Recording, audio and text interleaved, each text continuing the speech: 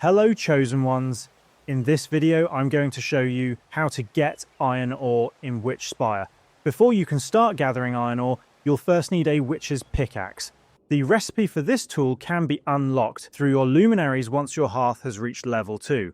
Crafting it requires carapace, froblin goo and gemstones.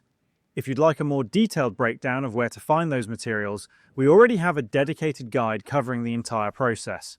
Once you've crafted your witch's pickaxe, head over to Starseed's Hollow, which can be found southeast of the starting island beneath the massive alder tree.